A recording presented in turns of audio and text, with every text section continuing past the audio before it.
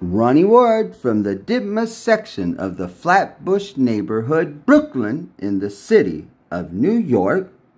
It is Tuesday, the 13th day of March 2024.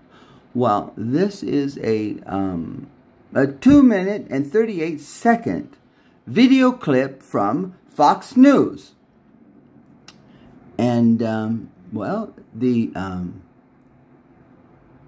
can see here, Fox News, yeah, and 6 minutes ago, from right now while I'm speaking right now, yeah, I am, well, it's 2:23 p.m. Eastern Standard Time. I'm in New York City, so it's 2:23, so 6 minutes ago, so at 2:18, 6 minutes ago, at 2:18, this clip appeared on YouTube. And it's 6 minutes later, and I'm seeing it within 6 minutes of it being online. I am. Yeah. It's amazing. The rapid fire of how these things are just getting pushed out. I can't imagine the pipe of data they have to get this out. Maybe they got one of those new $2 billion data centers for all the media to use or something. I hope everybody gets to use it. I would think so. I know if Fox has it, they'd want everybody to have what they do. I mean, of course, they would, but it's amazing, you know. Well, look at the topic. Biden asks staff if he's allowed to take questions. President Biden asked his staff if he was allowed to take questions during an event in Manchester, New Hampshire on Monday. So that's 2 days ago. Well, you know what? Well, the State of the Union, well, you know, let me say this. Well, last Thursday, yes, well, that was March 7th, I think. Well, let's just say the address on March 7th before a joint session of Congress. I think that's a better way to call it, because that's really what it is. The president was speaking before a joint session of Congress. Yes, though that's correct. Well, if you call it the State of the Union, well, that gets a little, well, I don't know that, I can't say that. I can't say that. And have confidence that I'm not participating in propaganda, fake news, or a lie, or a mistake, or misjudgment, or misprint, or the wrong graphic. I would have no confidence in that. So I would just simply say, President Biden, before a joint session of Congress on Thursday, March 7th at 9 p.m., delivered remarks or gave an address. That's what I would say. If I was reporting it, that's exactly what I would say. Well, I don't know who does the graphics. It said State of the Union. Well, President Biden never in his speech said he was giving a State of the Union. He never said, I'm a State of the Union. He didn't say that. It's the graphic on the networks. I think they all, well, everyone I saw had a graphic that said State of the Union on it. Well, he never said that's what it was, and neither did the vice president or the speaker. Nobody did. So just because there's a graphic on the screen that says State of the Union, well, it could have said Christmas address on there and had Hanukkah or whatever. I mean, Easter, St. Patrick's, Halloween address. That could be the graphic. Well, that doesn't mean that's what the speech is, just because the graphic says that. I've heard everybody say, the State of the Union, State of the Union, State of the Union. What, do you think that they know if it was or not? I doubt it. How would you know? You can't say, well, the graphic said it. The graphic said nothing. It's a graphic. It doesn't speak or have a voice. You look at it. You can't even say the graphic read. You know, you would say, well, the newspaper read blah, blah, blah, blah, blah. That's how you talk about it. You don't get, the newspaper said, no, papers don't say, they don't have mouths. So, well, it's a graphic. Well, you could say, the graphic indicates this, but or whatever, you know, yeah, well, that would be accurate reporting. Maybe they all made a mistake. Maybe one graphic got pushed out, perhaps, to all the networks. I don't know how it works. I don't know. Things happen so fast now, it makes me wonder, well, who's pushing out all these graphics and talking points, actually? When every major news place and minor ones uses the same words, if fiery speech, if this or that, or, well, they all use the same words everywhere. Well, they did. I'm not saying they're copying one another. I bet you the individual places, I'll guarantee you, CNN probably doesn't watch ABC's clips, and ABC doesn't watch Fox, and Fox doesn't watch. None of those news outlets watch one another's broadcasts. They're too busy doing their own broadcast. So they all could have the same graphic even. They somehow got pushed out to them from some source or whatever. Things move so fast. I know that they don't have enough personnel at all of these places to make all the graphics. How could they? It's 24/7. All of them. Who has time to design all these graphics as fast as things come out? Nobody does. I bet you there's a service. And if I know this White House, I bet you they're so into tech over there. I bet you they have every little gadget, app, service kind of thing you could imagine. Probably all digital. Well, maybe the press office is pushing that out. Well, it is an address of the president. They do release an advance copy usually. Well, maybe, maybe. Well, what if their press office or their app, what if they create the graphic? What if they made the graphic? And it says State of the Union, and there's a mistake, let's say. Oh, so sorry, I'm so bad. Oh, okay. Well, was or wasn't it the State of the Union? Well, so it's over now. Oh, so sorry, I'm bad. Whatever. Do you see the problem here? Because I know one thing. I do know this. Presidents of the United States, each year that they're in office, goes to Congress for a joint session of Congress. They're invited to be there. The president must be invited to come. The president can't ever just show up at the Capitol and walk into the chambers, ever. He's the executive. He's not allowed in there. It's not his place. Well, we wouldn't want president come in blazing guns, would we? Of course not. They're not allowed. Just like Congress has to be invited to go to the White House, of course. And nobody goes to the Supreme Court at all. Well, you can't even fit in there. Right. Well, so I know, but traditionally, or according to custom or past practice, if you go check old newsreels, you'll discover something.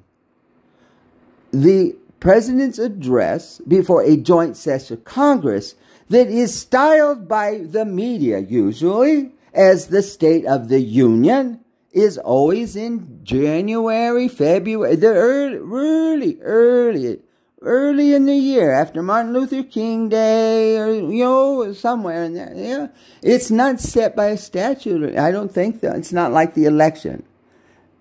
The 4 years, the first Tuesday after the first Monday. Well, that's by Constitution. You know that. Well, I know it's not in the Constitution. There's no law that designates a day because, well, the first president of the United States to deliver a State of the Union address before a joint session of Congress in the House chamber was Woodrow Wilson, the first one.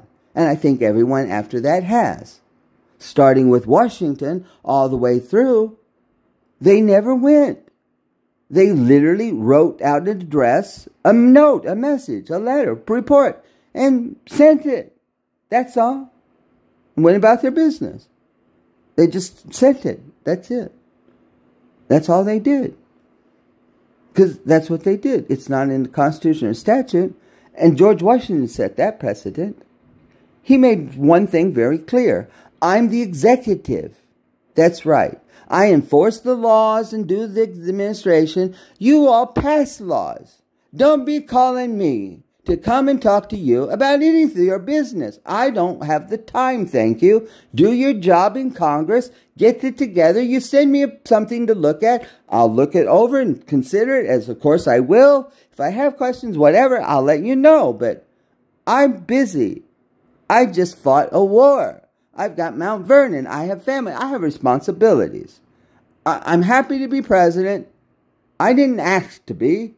I got a messenger coming to my house saying, "Oh, General Washington, they're meeting in New York, Congress, you know." "Oh, they are. Oh, yeah. Well, they've selected you to be president, Adams to be vice president." "Oh, they have they?" "Oh, well, okay. You have something for me." "Oh, well, thank you very much." Took the paper and, well, then George Washington then rides up to Washington, to New York, and shows up. Yeah, but he told them, "Whatever you do, I'm just going to stay at a tavern or place, whatever, New York, no problem. Whatever, because I'm not going to stay that long." Not really. I can't imagine why.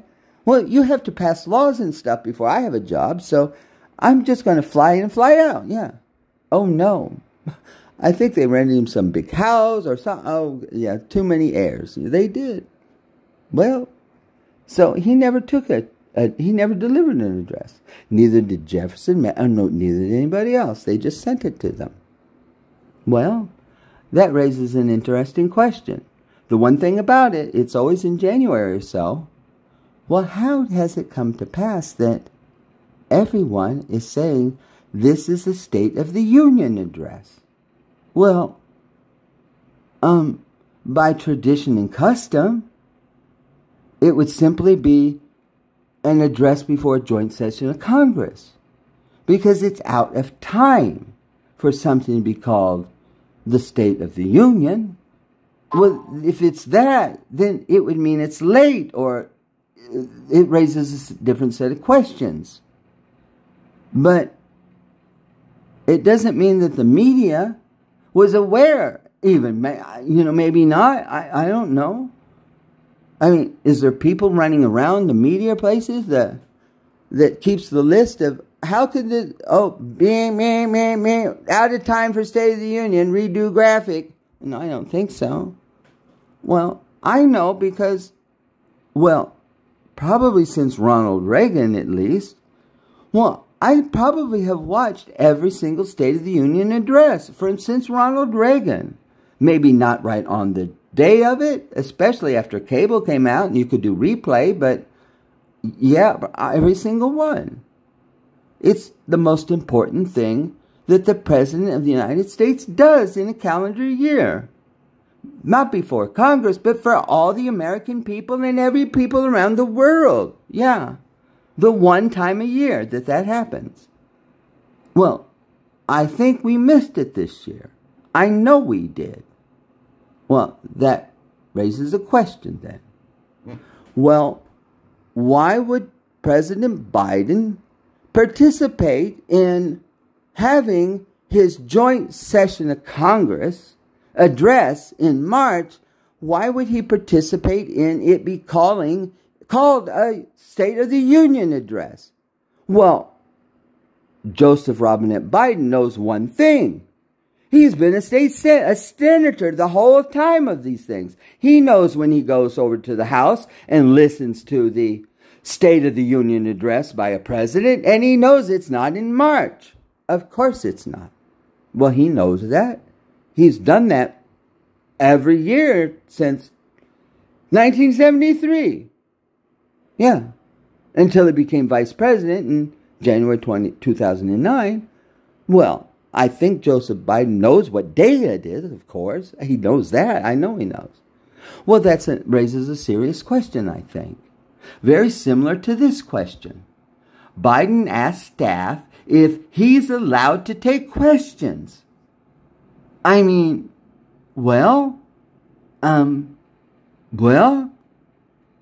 it's quite the interesting question. I have no idea what Fox is going to say about this. I haven't listened to it yet. I haven't listened to it yet. I have not. We're going to find out together right now. Whenever you watch this, we're going to be doing it together. Yeah. I don't know, but, well, well,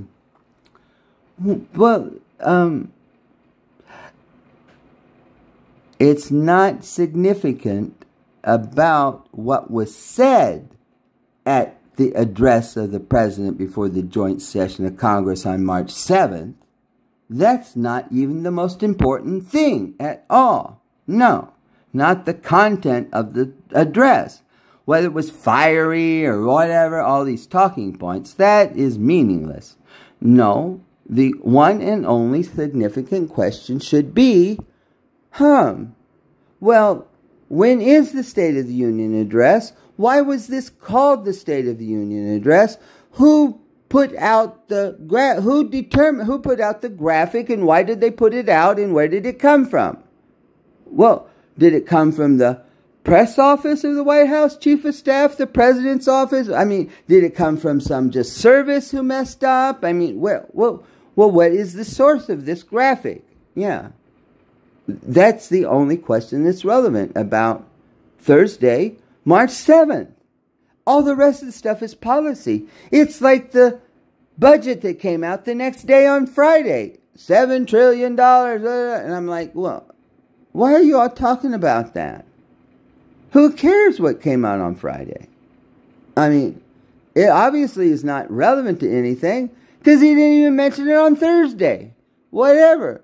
A piece of paper got sent. Whatever. I don't care. Whatever. It doesn't matter. It's $7 trillion. It sounds ridiculous. It sounds more or less or more ridiculous than the things that comes out of the House and the Senate and all their squabbling over the budget. That sounds pretty ridiculous too. I mean, it does. To everyday people, it does. So does $7 trillion. All right, maybe it's a typo. Who cares? No, we still have the question from March 7th. And now, apparently, thanks to Fox News for noticing these things, they watch very carefully, as all media outlets should be doing, watching very carefully. And they do cut it down in these little clips so you can watch it, and that's excellent.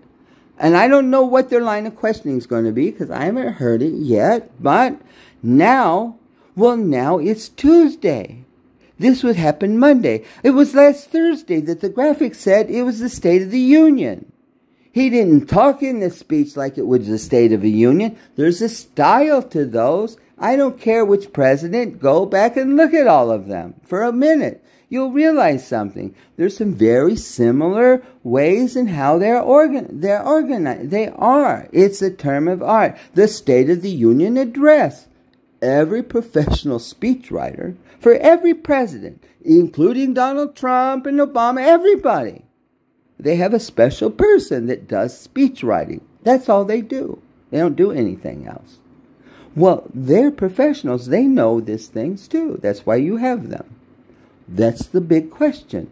How did this get mislabeled State of the Union and nobody seems to have caught on to it? Yeah, that's all. Easy to miss.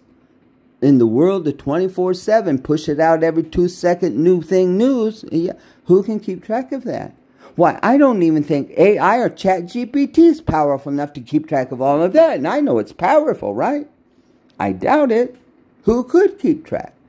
Well, all these networks now say they're 24/7. Even ABC, CBS, NBC. Well, I think you can get the Paramount app now and not even pay for it. It seems like, I don't know. I mean, it seems like there's been a big change or something. I don't know. Or maybe they just want more people to get hooked watching this stuff. I don't know. But well, that's, well, I think that's I think that's probably the most important question that there is right now. The reason being, it's a question that we do not know the answer to. Because after all, what good does it do to pose a question in the media for the president to answer when you know that there's only one answer anyway? Who would do that? You wouldn't. So, you know, I find that I spend more time sitting with questions than I ever did running someplace with an answer. So let's see what the what the on-air personalities at Fox, let's see how they handle this. I hope we get to hear the question too. I bet you we do. Let's just see what happens here. Here we go. Here we go again. Here we go. Oh, who's that standing there? Oh, do you see that face right there? Just barely in the frame. Right there. That gentleman. It says Biden-Harris. He's got a t-shirt on. He's wearing a t-shirt and he's got a jacket over it. He does. Just a plain t-shirt. And under that blue t-shirt, well, he's wearing a white t-shirt, it looks like, under the blue t-shirt. That's awful casually dressed. He's in the shot. He's in the shot. He's standing there. Well, why is he dressed like that? He doesn't have on a tie or shirt or anything. The jacket doesn't even look like it fits. And what kind of person is he? Well, he looks like he's a volunteer or something. It looks like it. Well, did he wander into the wrong room or something? Well, that's the President of the United States standing there. Well, where's the Secret Service? Who is this guy? He doesn't look or dress. I don't know. Look at his eyes are just peering off the edge. Now, I know that whatever. I don't know who provided this video either. The original video, I don't know that either. That's another important question. Well, it seems to me that because it's been at least since September or October of last year, at least since back to then, well, nobody seems to know the date and time of the last time President Biden stood in the East Room of the White House. You know, the one when they walk down the hall and the things behind them, which means they're walking from the White House part into the East Room. Yes, that's behind them, yeah. And they walk in and they stand at the podium and they take questions, and there's the rope things, velvet there, and the press is all there and everything, and the whole nation's tuned in, and the foreign press and all of that, and the anchors are there, but they're off on location, and they cut from inside the room when their reporters asking the question, and the anchors are out here being smart and talking and cutting back and forth, because it's a big event, it's a big deal. Yeah, well, I think it's at least, I don't know, but some say it's not been since September, August, October, last year that happened. Well, think of all the conflict and problems in the world. No appearance in the East Room before everybody? Why not? That's the only question that matters. It's not about what is said or... Now that's the question. That's the only question that matters. I tell you what, I have no idea. The president prior to Biden, Donald Trump, well, I don't know how many events he had in the East Room in the time he was in the White House. I couldn't even imagine how you count them all up, really. There must have been many, many of them. Even during everything. Must have been many. Yeah, it must have been many. I'm sure there were many. Lots of different events, too. I think the East Room of the White House got well used, as it should, as a gathering place for mainly the press and the president and things like that. That is used a lot for that. Appropriately so. You can't get too many people in the James P. Brady briefing room. That's a briefing room. Well, that's not a meeting room. That's not suitable for broadcasting. But it seems like I see that room a lot, though. I see the spokesperson standing at the podium in the White House, and I see all the reporters sitting in those little chairs all bunched in this little room, and the staff comes to that little door and opens it. It's just off a hallway, you know, whatever. Well, it seems like the press secretary stands at that podium, I don't know how long, every day it seems like. It seems like it, I'm not sure, but it seems like everybody's, and there seems to be just a prey to people. I mean, I've watched, it's like, it's formulaic, actually. It's almost predictable now. I've watched enough to know I can almost predict what's going to happen. And there's one thing that I know. The press secretary opens the book. They do. It's not like some press secretaries. I've seen some come out there with a book. I have. As big as a garbage can, it seems like. They do, whatever. Well, this one doesn't. Different style. But they open it and they read from it. They read word for word off of a piece of paper. That's what they do. And they take some questions, but everything is written down. And they read it word for word. They almost track their finger on it. Almost. Sometimes the camera will get a shot of that. I've seen the camera get it. I don't know what camera it is. I've seen the camera get a shot of the book open, and you can see it's written there, spaced out big, and they read from it. Yeah. Well, just go to the president before Biden, Donald Trump. I think he had several press secretaries in a relatively brief amount of time at the beginning. It takes time to get the right voice, the right thing, you know. It does take time because it doesn't matter. You keep getting you're fired until you get the right one. I don't like it, whatever. You're fired. It doesn't matter. They're a spokesperson. It doesn't matter. You got to test it out, see how it looks. You know, Donald Trump is media savvy, period. An expert at it. Trust me, he has to see how they look on TV and how they sound to know if it's working or not. Of course. Because they're speaking to the American people on his behalf. Making sure every word that comes out of their mouth is representative of him, period. Yeah. Keen on that. Absolutely. Well, what's going on? I'm not sure. So let's see what...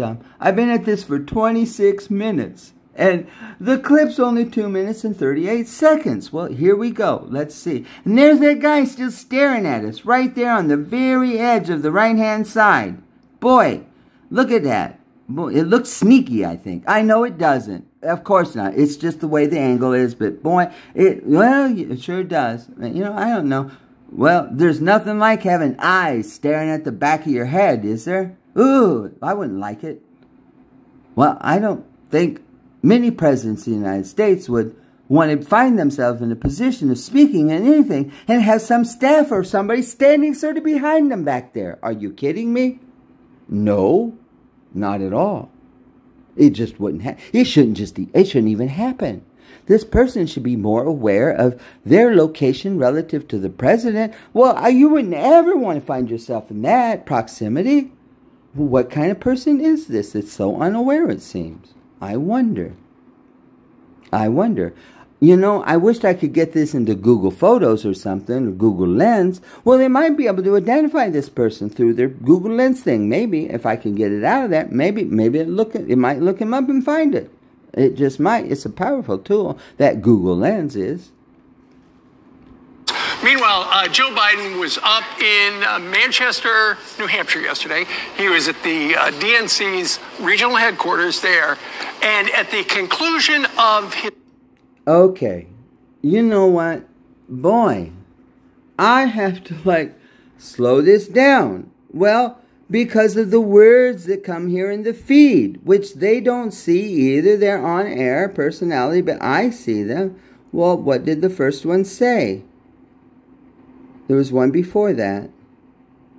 Lawmakers to receive classified intel briefing about TikTok ahead of vote. Well, what vote is that, I wonder? See what it says there? Lawmakers to receive classified intel briefing about TikTok ahead of vote. Well, that's a scoop to me. What a scoop. Thanks, Fox. Yeah, they're on the ball there. That's an important piece of information. Well, when is the vote going to be? Which house is it in? Senate vote, House vote? And who's delivering the intel? The intel briefing. Who is it? CIA, Defense, Commerce? I don't know. Is it the Select Committee on who's delivering the intel briefing? Well, when was it authorized? Who did it? Well, where's it from? What's it about? Do we have advance notice? I mean, this is big news. That is big news right there. Lawmakers, they have never received an intelligence bulletin about that. Well, of course, TikTok, Snapchat, Meta, what? There was 5 of them. Earlier this year in January, the senators hauled them before the Senate. 5 of them. 2 of them, TikTok and Meta, just came voluntarily, no subpoena required. The other 3 only showed up because they'd been subpoenaed even.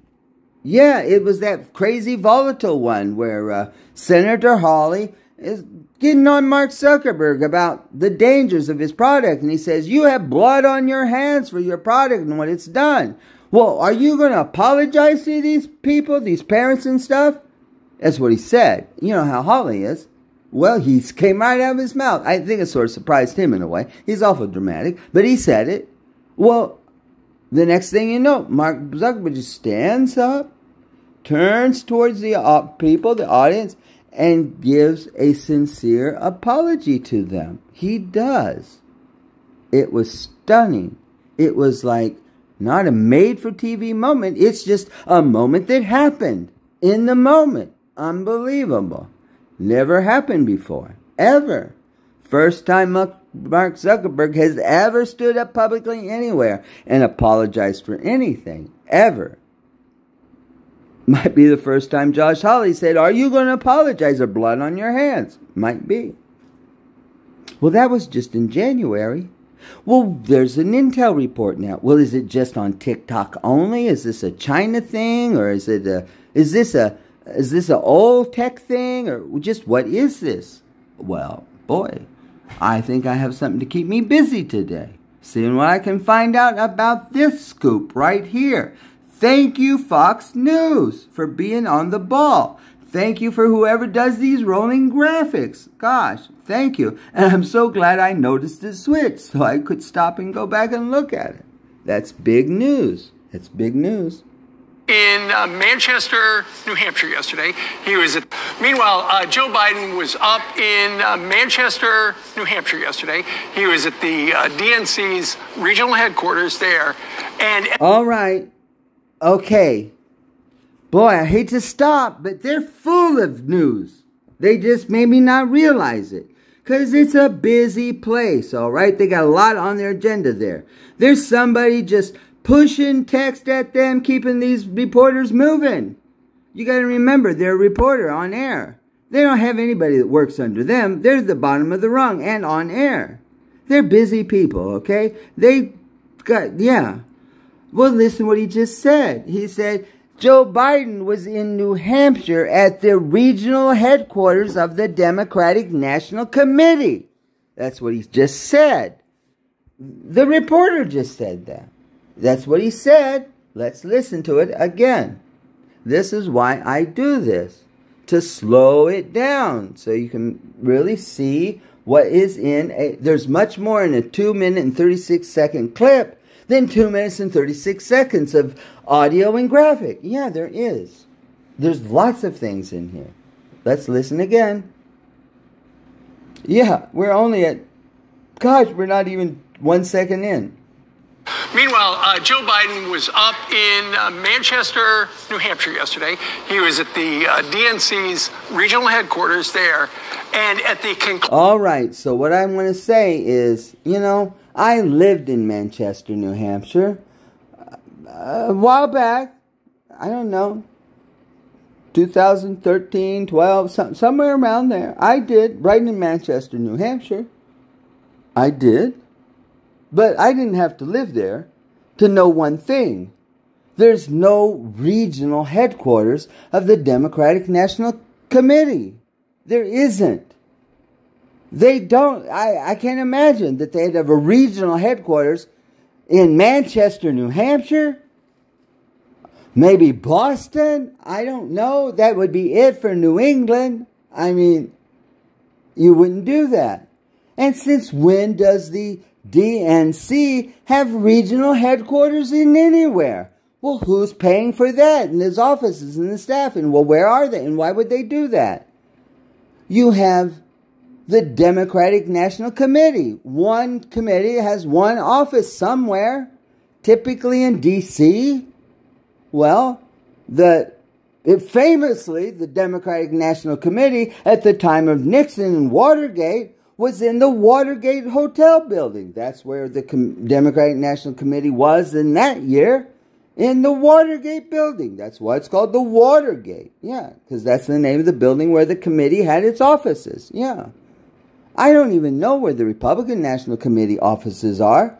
Would be really weird if the Republican National Committee had regional headquarters around the country or something. Is there an international office of it? Well, that's a big question there now.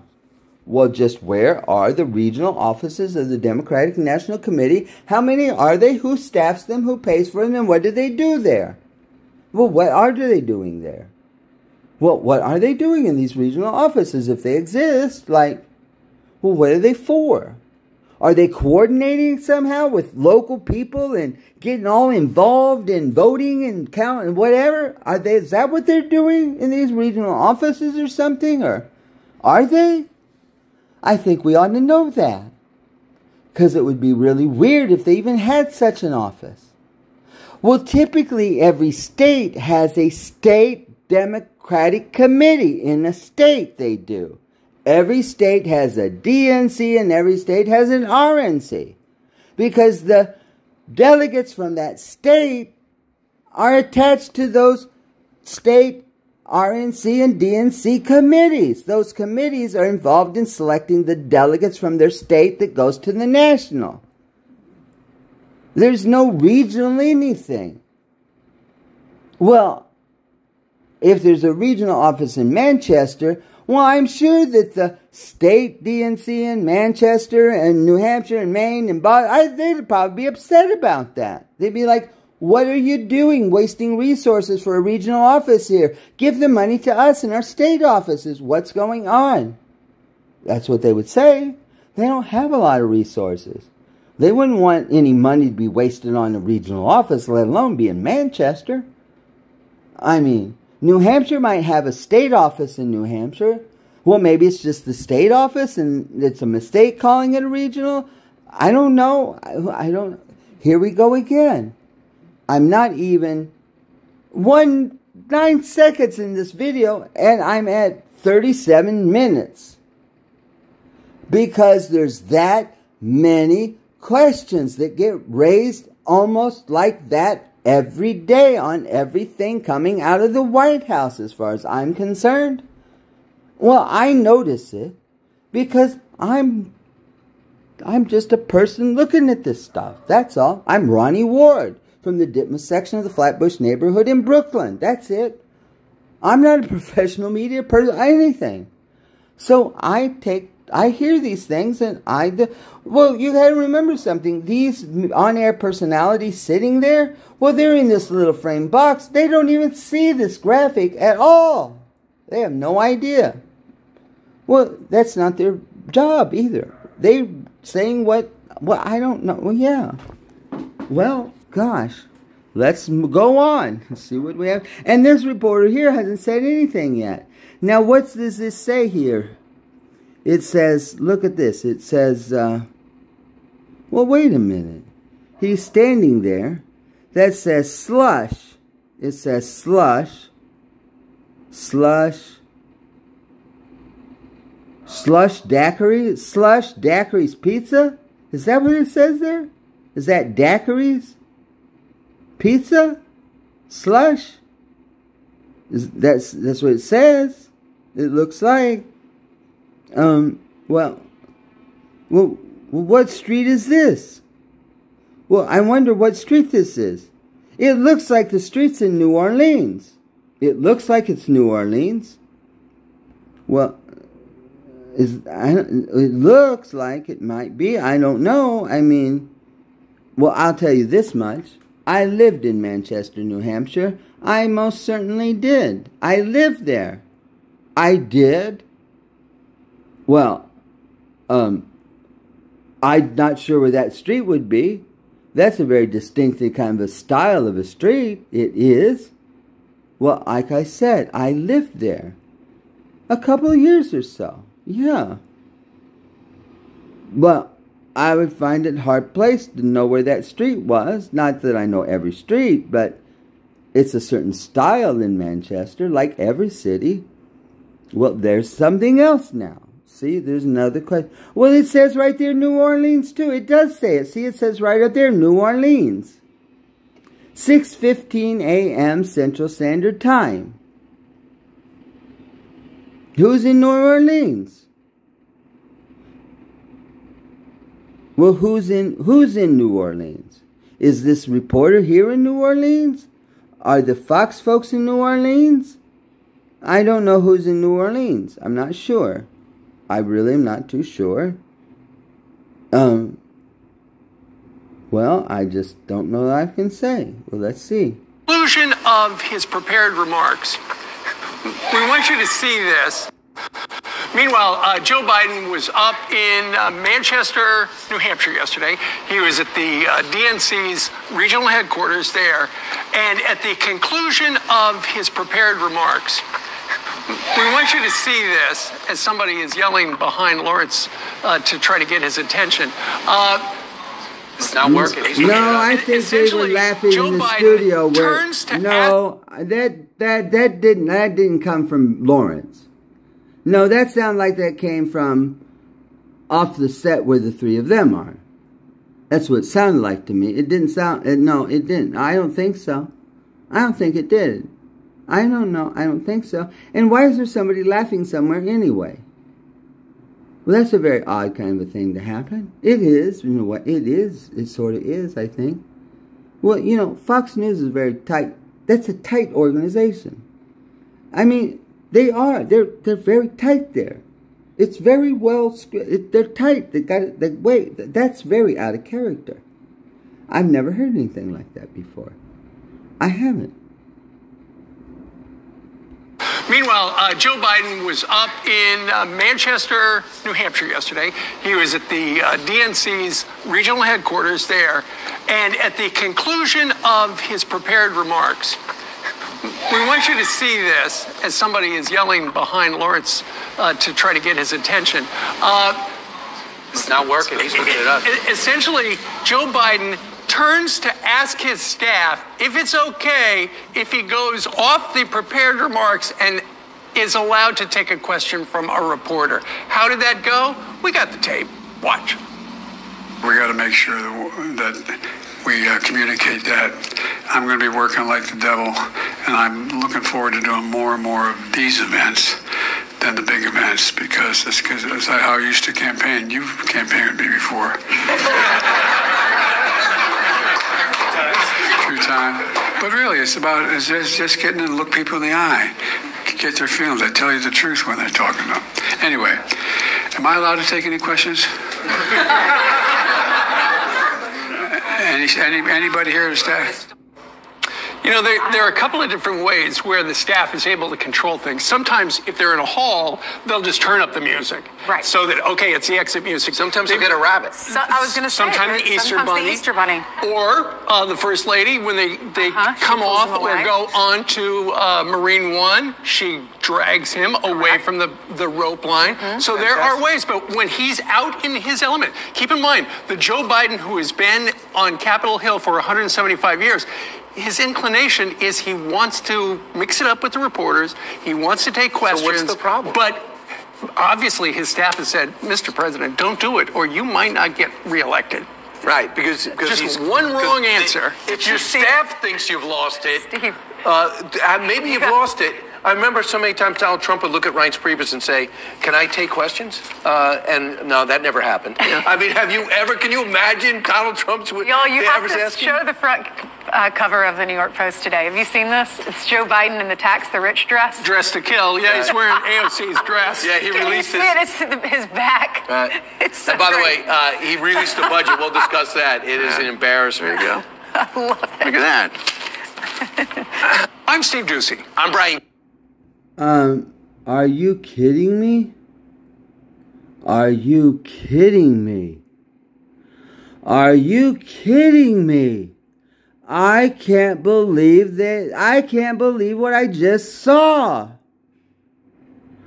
I'm appreciating the fact that Fox News is willing to show that on the cover of this newspaper. I'm glad they showed it. I know it was difficult for them to do. I know they seem to be, whatever, humor I do, but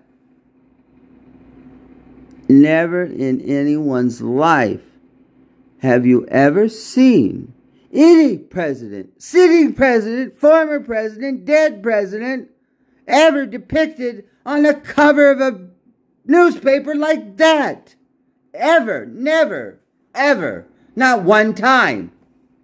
What the hell is that? Oh my God. Yes, I'm outraged. Yes, I am outraged.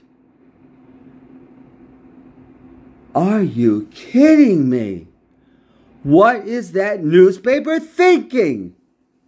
I don't care what paper it is. What are they thinking? What publisher, owner of that paper would be willing to put that on the cover of their paper? Well, that reflects on that owner horribly. Yes, it's a disgrace for a for-profit newspaper to put something like that on the cover of it. Yes, it's a disgrace. It is. Whoever owns that paper, whoever it is, they should be called to public account for that. It's a paper. They should be on air in front of reporters to answer the questions of how this came on your paper, what was the process, the judgment, what is this, how did it get it, who approved it, why did you, what happened? Yes, they should explain that. Definitely. Like today, yeah, today, I hope the national media will get off the dime and understand that's the day's story. That cover is. I tell you what, there's no more valuable piece of real estate for a newspaper than the front cover. And that is a small tabloid size. It's the whole front cover. That was put all, who knows wherever it was, with that showing forward for eyes, wherever that is around the world, to see that today. In digital editions and everything, everywhere. The cover, it went everywhere. Around the world even. Well, I don't know who owns or publishes this paper. I doesn't care about their name. You have to ask yourself one question.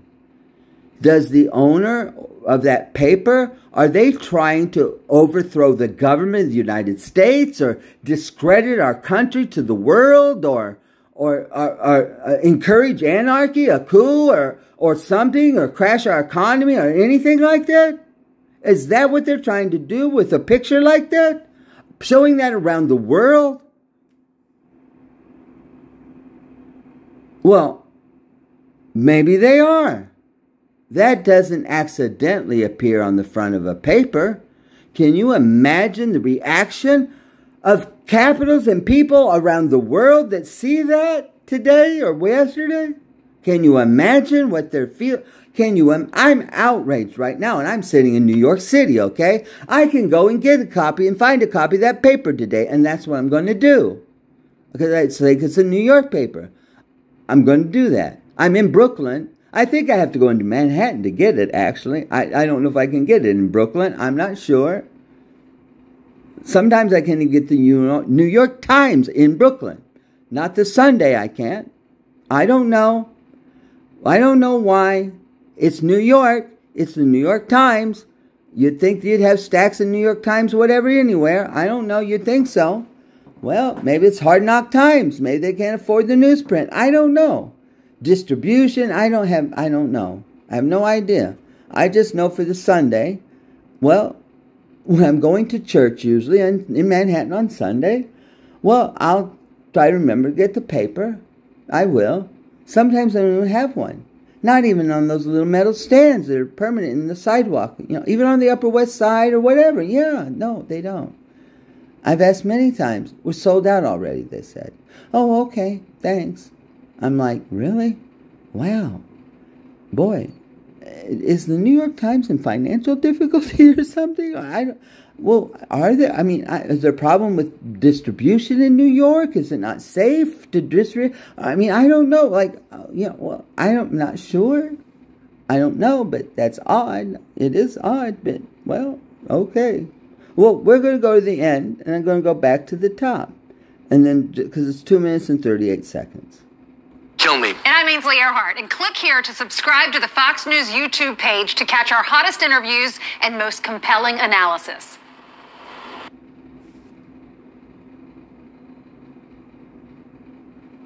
Meanwhile, Joe Biden was up in Manchester, New Hampshire yesterday. He was at the DNC's regional headquarters there. And at the conclusion of his prepared remarks, we want you to see this as somebody is yelling behind Lawrence to try to get his attention. It's not working. He's looking it up. Essentially, Joe Biden turns to ask his staff if it's okay if he goes off the prepared remarks and is allowed to take a question from a reporter. How did that go? We got the tape. Watch. We got to make sure that we communicate that. I'm going to be working like the devil, and I'm looking forward to doing more and more of these events than the big events, because that's how I used to campaign. You've campaigned with me before.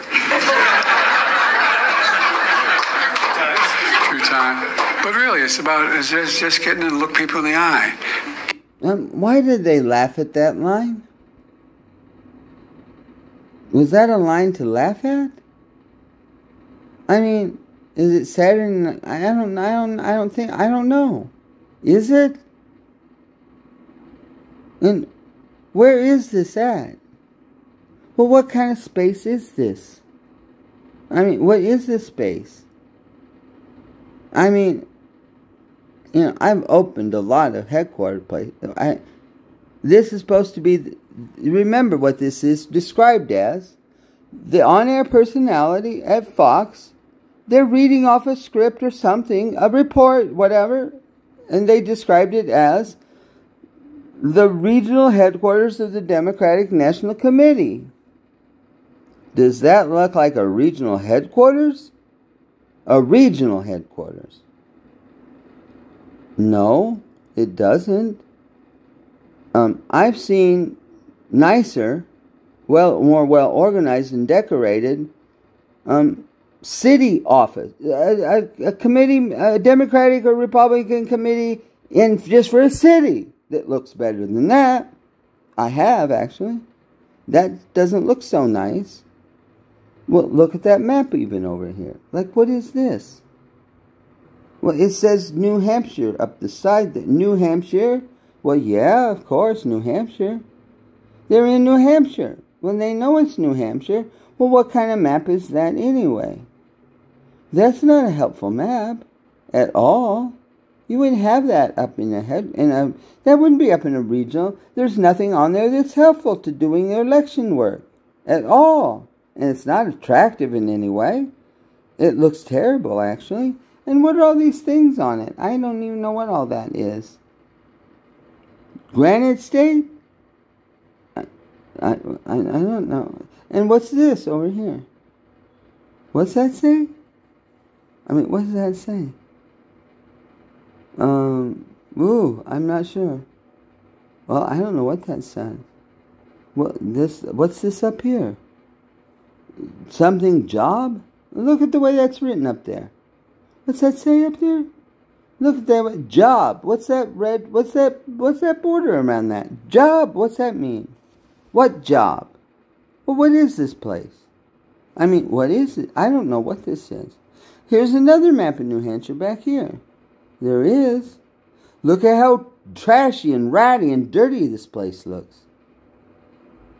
Biden-Harris? Okay. Who's this lady? In the pink. I don't know. Well, who are these people? Who are these people? Well, what's this back here? It's got that same red. What is that? What kind? What? I don't know. It looks junky and trashy. It looks really dirty and nasty to me. These people are welcoming the President of the United States to whatever this is, and it looks like this, and that's what he's doing? I mean, really? Well, that's very undignified. That's awful looking. Well, you know what? I hate to be making these comparisons, but it's heads up for, Donald Trump would never, ever allow himself to represent the executive office of the President of the United States standing in a wreck of a place like that. It looks worse than a taxi. It looks awful. Donald Trump would never represent the executive office of the President of the United States in a place like that and did you hear what Fox said? They said, we've got the tape. Okay, that simply means there was not a Fox reporter on scene at this event. There was not. That's what it means. We've got the tape, meaning someone provided us the tape. So, what this simply means is that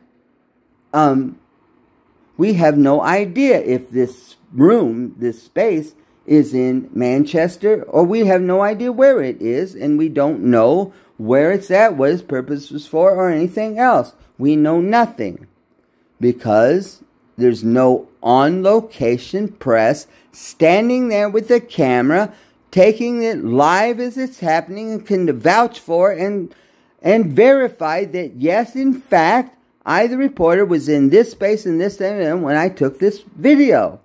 We have no verification. The last I heard, he left on Friday after the budget and was flying on Air Force One to Pennsylvania and a couple of places or something. I heard that reported. Well, this is Monday in New Hampshire, and I don't like. Well, where all did the president go when he was flying? When he left Washington? Well, on Thursday he was supposed to be in Washington. Well, he should be. They had a picture of him getting into a vehicle, I guess, at the White House.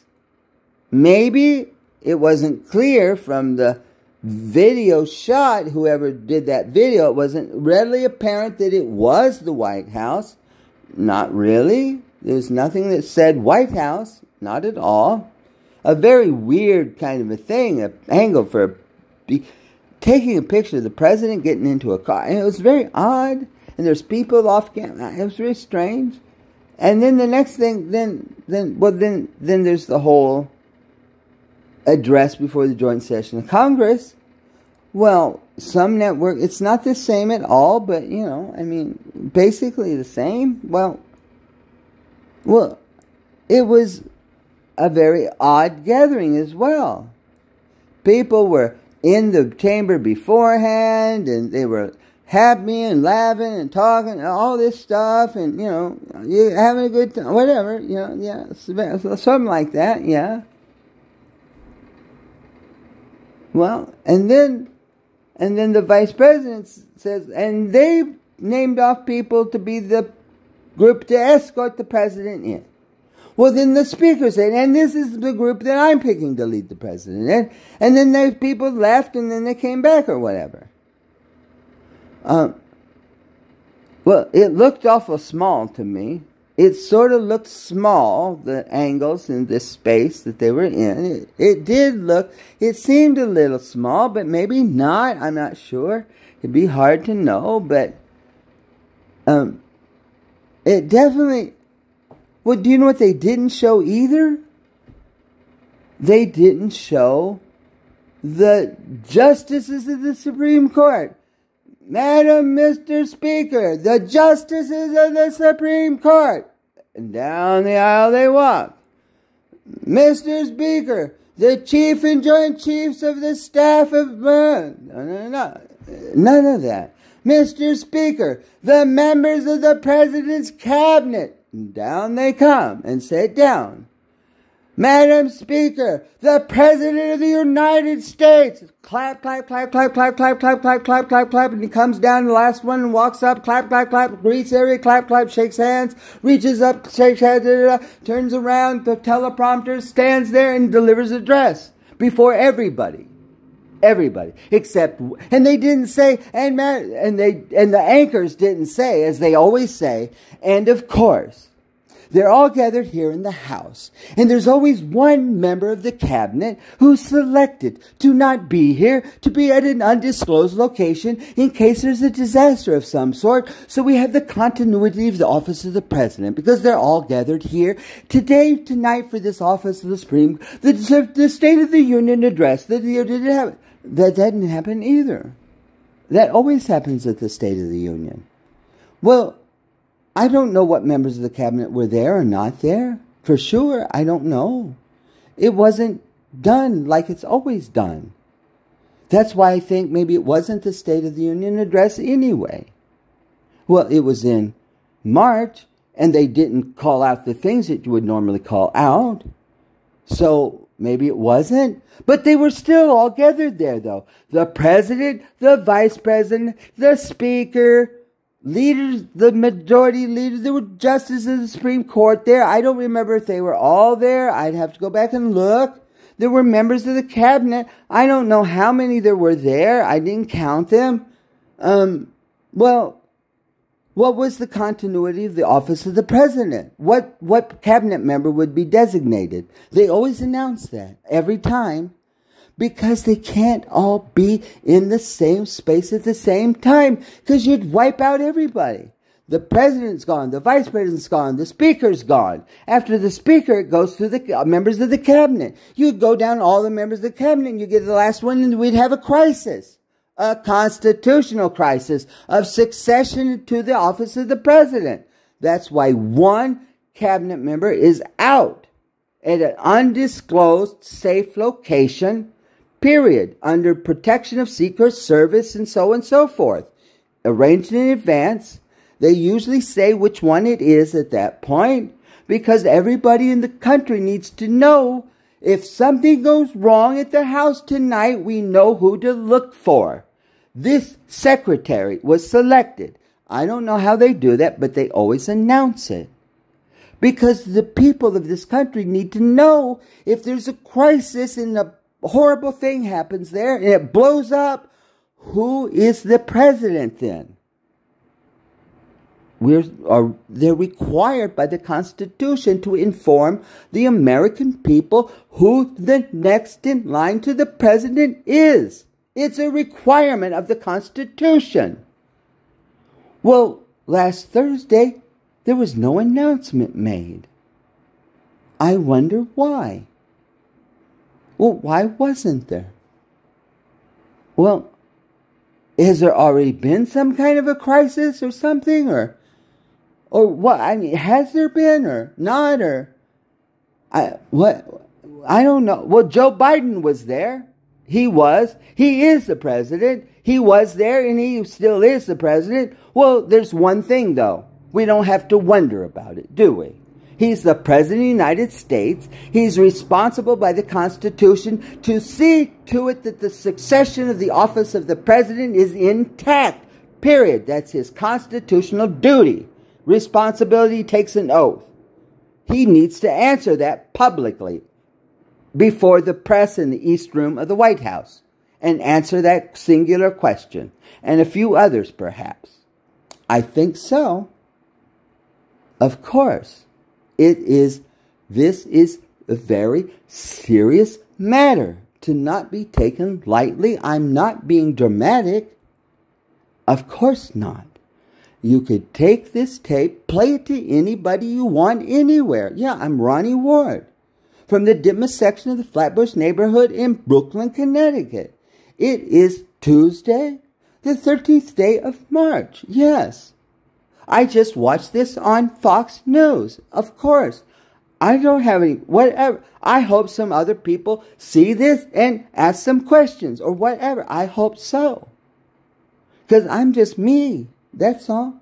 Well, I think this is, I I think this is a serious matter, and this is not the first time I have noticed this kind of a question being presented. It's not.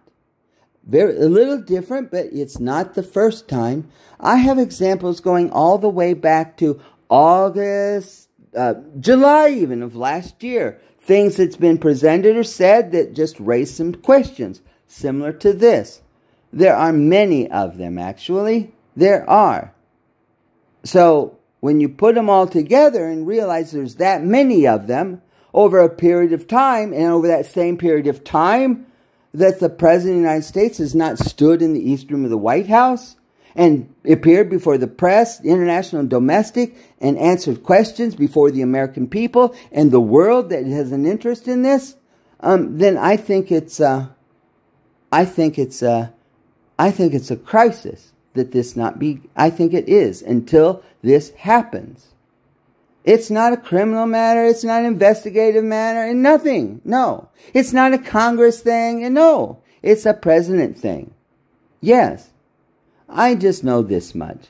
I don't care what it was. If anybody had kinds of questions like this about anything in the Donald Trump administration, I'll tell you what, he'd be the first one to be in the East Room of the White House appearing and answering to clear up any doubt of anything. And he would stand there until they answer the question, get it all cleared up, and that would be it, and somebody would get, you're fired for screwing up so badly. Because it wouldn't be him.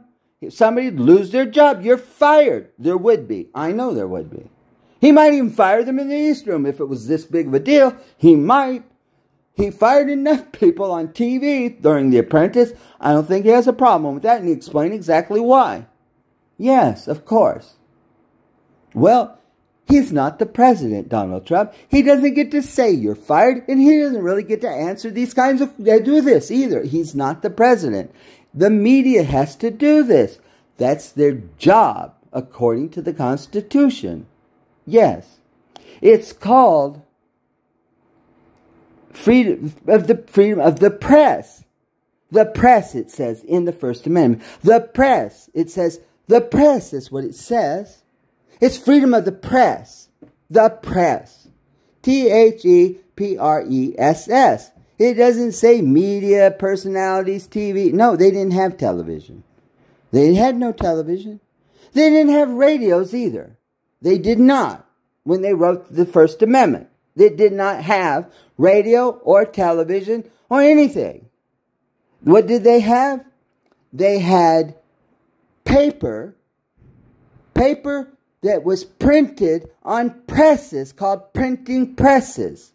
The pages were usually called broadsides. They were large pieces of paper. They would be hand set by type. It was a very important machine that only a few people knew how to use, and maybe there might be one in New York or whatever. Some places had no press at all. So when it says freedom of the press, they literally mean that machine that does the pressing must be free. Because if you don't have the machine free, you can't print the pages out. Well, the government didn't run a printing press in 1789. Of course not. They wouldn't have allowed it. What do you mean? You're telling me that the government, the Congress has in the back room a printing press and they're printing out papers and leafleting and passing those out as propaganda? I think not. Why? Of course not. We're not going to allow them to have a printing press in the Congress. That's not their job. That's what the media is for. That's what the paper is for. That's what the freedom of the press means. Yes, the physical machine that does the printing. Well, guess what? We have physical machines and equipment that is involved in communications today. We do. It's called the internet. That's right. It's called our cell phones. That's what it is.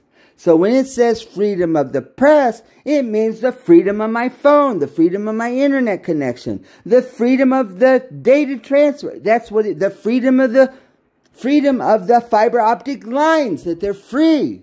That's what it means. Because newspapers and magazines don't maybe even use printing press machines anymore, but they still have machines that transmit information that's supposed to be free. Free for you, free for me. Because nobody paid for those broadsides. You got them and you got one and you read it. If you could read, and it was free. They didn't charge for them either. This is the nature of the fourth estate. That's what they call the media, the fourth estate. Because it's the estate that owns the physical machinery that does the printing, like the Gutenberg press. Yeah, the Gutenbergs owned the press, not the Catholic Church or the royal house. The Gutenbergs owned it, whoever they were. They printed the Bible. It was their press. Yeah, it was free. And you can still read the Bible that was printed on it. They have one in the Rare Books collection at Yale University. It still is existing today because the press was free. It's been free from then till now, except we had a bit of a problem. Yeah. Well, the 3 networks stopped broadcasting a signal off of a tower through the air to be picked up by an antenna at your house, which was always free because it went freely through the air. And there was one broadcast tower in New York with some relays around, and that was broadcast for free from the top of a tower in a building in New York. It was unobstructed. Each network had a tower as well on a building. They did. NBC at the top of the, maybe at the G, well, they did. I'm not sure where all the towers, but they had them on the tops of these buildings. Tall, big buildings with a tower, with a signal tower on the top to broadcast the signal out. So it would be free. They were only in New York. Washington, D.C. did not have a transmitting station at all.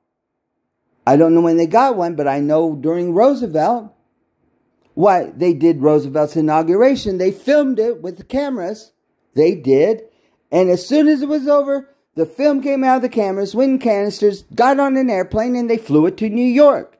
They got out of the airplane, had a police escort, took it to wherever they had to take it, put it in, and broadcast it immediately. It was protected by police in New York to get it to where it belonged. It's important. It's the inauguration. People have to see it immediately to know that the president has been inaugurated and they're in office and everything's okay. Get it out. Get it on the air. The airwaves. Well, even the Queen Elizabeth was coronated in the 50s. Guess what? They did the same thing. Filmed it there, put the films in canisters, had a contest. Who can get it by airplane to the United States fast enough so it could go out and get broadcast so we would know who the next heir to the throne has been coronated in London. So the world would know that the authority of the crown has passed normally without any event and everything is okay. That's what freedom of the press means. Yeah, that's what it means. Yeah. It doesn't have anything to do with times we solve and all that other mumbo-jumbo stuff. Supreme Court. Well, the Supreme Court didn't even exist when they wrote the First Amendment. It didn't exist yet. No, it didn't. They wrote the amendments and they had to go circulate. They wrote 12, actually. They wrote 12, sent them out on one broadsheet. They weren't even numbered. Article of Amendment 1. Maybe it was about the guns. They weren't even in the same order. They went out, came back. 10 got adopted. Sometime after they were adopted, then somebody put them in an order and called them first, second, third. Yeah, well, that's how they got in an order. I don't know who did it, but it wasn't adopted out in the States in any order. They just organized them. Like they organize a lot of stuff. You can't say the first, you can't look at the Bill of Rights and say, oh, it's one, it's important. No, they're all important. Neither can you say that last, the 10th, the reserve the people in the States. Well, that was scooping it up at the end. You can't say that because that's not the order they were in when they were adopted. It's meaningless, the order. There's no meaning to be taken from it. There can't be. Because they just arranged it in some order. I don't know who did it, but they didn't have a Bill of Rights. It wasn't even on any of the documents. Nobody in those states who adopted those would say, oh, we're so proud we adopted the Bill of Rights today. No, they didn't. No, didn't happen. It didn't say it on there. It only said what it said. And that it said Articles of Amendment, it said. Oh, we're so happy we got Articles of Amendment. Oh, that doesn't sound too exciting, does it? I wonder, who did the propaganda way back then to call it a Bill of Rights? Well, there were some things called Bills of Rights. They were running around. There were some people who really wanted to adopt with the Constitution something called Bill of Rights. They did. Those existed in some locations and states, but that's not what happened. Those people lost in the debate in Philadelphia. That's not what happened. No. They lost that debate in compromise. Just the Constitution went out. Any amendments of any kind would come after and only if the Constitution itself became effective. Then we would go about the process of considering amendments. And that's exactly what they did. And the people agreed to that, and everybody kept their word. They did the Constitution, it adopted, then they immediately considered amendments. There were 200 offered in the House. 200 passed to the Senate. The Senate put back 12. That's it. A lot of compromise, I guess, huh? 12 went out. 12 came back from the state. Well, only 10, something, only 10, whatever. Only 10 made it. That's it. Just 2 didn't. And those 10 that made it, why? They've never been amended, repealed, or adopted in any, or changed in any way. Not those 10. We've only had one amendment to the Constitution. It's really been changed. The Prohibition one. And it was put and repealed. And, well, it's only been amended 26 or 27 times. That's a lot of times. It takes a lot of work to do that. People are lazy today. Nobody wants to put the work in. It's impossible to amend the Constitution. It's all polarized. Come on, stop whining. The rule's the rule. It's there. Yes, what you do if you want it. You got to work for that. It's designed that way on purpose, of course. Just like that press is a machine. It's supposed to be free. Free of government control. Well, a private printer owned it, somebody, yes, of course. Well, because they have a responsibility to the community, they have a press. They do. They can be trusted, yes. The people will make sure that whoever has that press, that it will be free. They will. Or they'll get another press and bring it, and it'll be free, and then they'll print their own papers. So that there's a competition of ideas. Nobody has control of the means of spreading information to the people. I will get another press. Somebody has enough money, they'll get it and get another press, and they'll print out their handbills and they'll pass them out too. They will. Competition of ideas in your local community. That's what it was. We don't have that today. Because the press was a machine. We have machines today, but they're not free. No, it all runs through wires and signals. Through the air. Through our phones, switches, this, that, all kinds of stuff. Who knows if it's free? Well, you don't even know. Well, I don't even know. Well, I don't even know if there's, I don't even know where these Fox people are. Well, where are they? Nobody even knows. I don't know where they are. Well, are they in an undisclosed safe location, or where are they in New York? I don't know where they are. I have no idea. Where's the president? I don't know. Here he stands. I don't know. When was it? I have no idea. There's nothing in this shot that has a date on it. There's nothing in here that's self-verified. There's not even any faces here that I recognize. Except Joe Biden. I don't see another person there that I even recognize who they are. There's no Secret Service there. There's no police there. There's no shot of the outside of the building. There's no picture of him arriving or greeting people. There's nobody there I even know or recognize. There is not.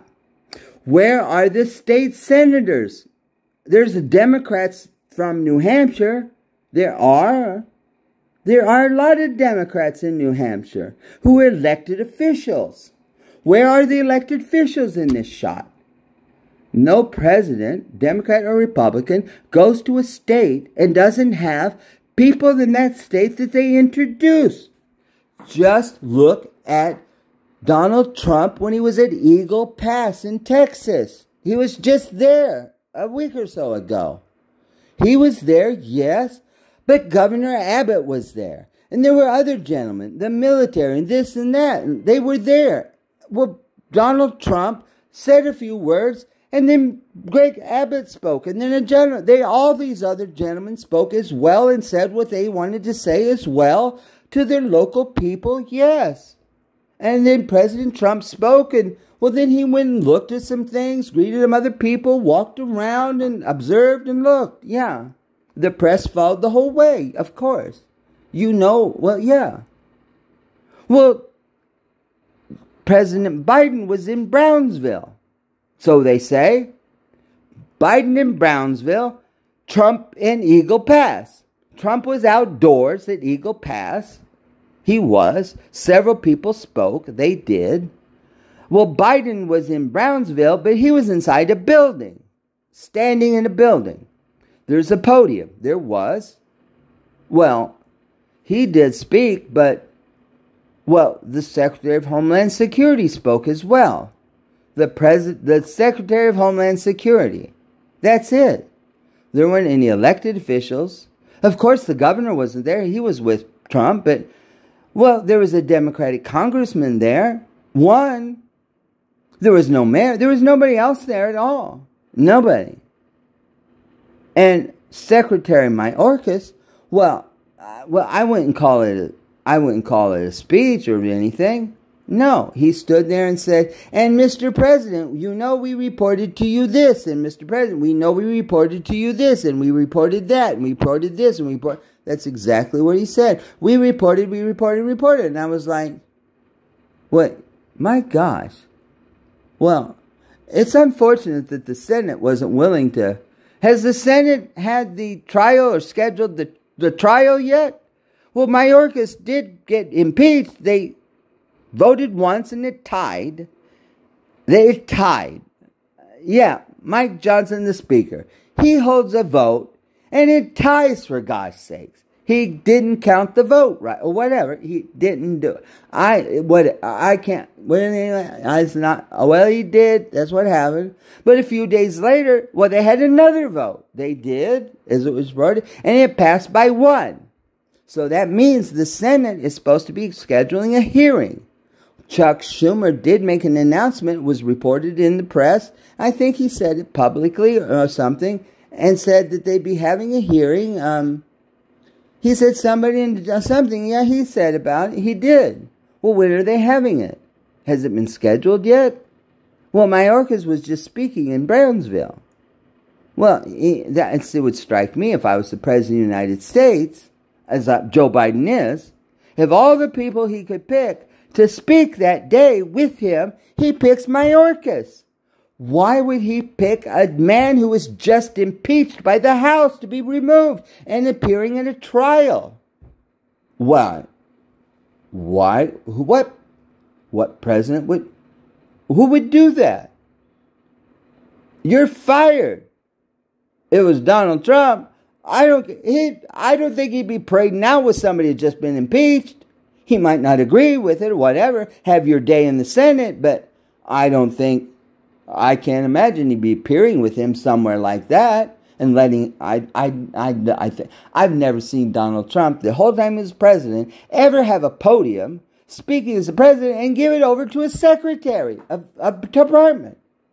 They have their own press conferences wherever they are in their department. I'm the president. No, you don't get my mic. Are you kidding me? You're fired. They would never get to be seen again. He'd just dismiss them and discharge them because they serve at the pleasure of the president. No questions asked. I'm not pleased. You're out. Fired. That's it. No questions asked. No investigation. No nothing. What is going on with the president? What's going on with the vice president? The vice president is supposed to be watching out for the president. That's their only job. We're ready to step in at a moment's notice to become the president. And if there's anything happening that seems odd or suspicious or off or anything questioned, the vice president should speak up immediately by the Constitution and speak up and do something about it immediately. That's their only job. Well, if they're not doing that, then the cabinet members, they're supposed to be in there's supposed to be regular cabinet meetings. There are on a schedule once a week, usually. Once a week, the cabinet meets in the cabinet room, a special room at the White House that is called the cabinet room. It's got a special table in it. Each chair around that table has on the chair a metal plaque that says the name of the secretary on it. There's so many chairs. They only are chairs for the people who are on the cabinet, period. If you're not a constitutionally designated member of a cabinet position, you might be in that room. You're not going to be sitting at the table. You're not. Not for a cabinet meeting, you're not. And in Reagan, they always filmed the cabinet meetings as well. There's a thing called the White House Office of Film thing. It's in the White House itself. It has a separate film crew thing in the White House. They regularly film activities of the president and various members in the White House for the permanent record. They do. Well, you can go to the National Archives or the Russian National Archives. You can watch films from Reagan and all the presidents. All of them. All of them? Film. Yeah. Well, you don't have to rely on tapes that Richard Nixon did. Rinky-dinky little tape recorder thing? Of course not. That's not even an official record anyway. How could it be? Well, Nixon didn't even install that. Johnson used the same taping system. And before Johnson, Kennedy used the same taping system. I don't know if Kennedy put it in. Maybe Eisenhower had the same. I don't know. I have no idea. I know at least Kennedy had it, Johnson had it, and Nixon had it. I don't know what happened after Nixon. I don't know if Ford used it or Carter or I don't know if anybody else used it or not. It's never been a question. Who knows? I don't know. Well, you hear most people, oh, Richard Nixon taping everybody secretly. No, are you kidding me? Of course not. There was no secret taping. It was open and notorious. Dean seems to always know it was there. So did others. It's not a secret. And who has any expectation of privacy inside the president's Oval Office anyway? Thank God they're running a tape to make sure that if the president's in there, somebody threatens the president, somebody's listening in to take action to help the president if somebody gets in there and goes crazy. Thank God for that. Exactly. Thank God. Anybody who goes in there should know one thing. Tapes, eyes, everything on you everywhere. There's nowhere you can go. They got you. You can't come in here and be crazy. You can't get in there. You can't. They know everybody comes in and out of the building too. There's on the log, every person, even the president of the United States is logged in and out, what time they leave and what time they go. Of course, when they leave the building, even Elvis Presley. Ladies and gentlemen, Elvis has left the building. Of course, Elvis, well, yes, the king. Yeah, they would announce it. The king has left yeah. In other words, he's left the building. He's not going to do an encore. Get the heck out of here, you crazy. Please enjoy yourself. We got to shut this place down and clean it up. Elvis has, in fact, really left the building. He's not going to come back and do an encore, all right? My goodness. Well, this is 1 hour, 28 minutes, and 50 seconds long. Ronnie Ward from the Ditmas section of the Flatbush neighborhood, Brooklyn, in the city of New York. It is Tuesday, the 13th day of March, 2024.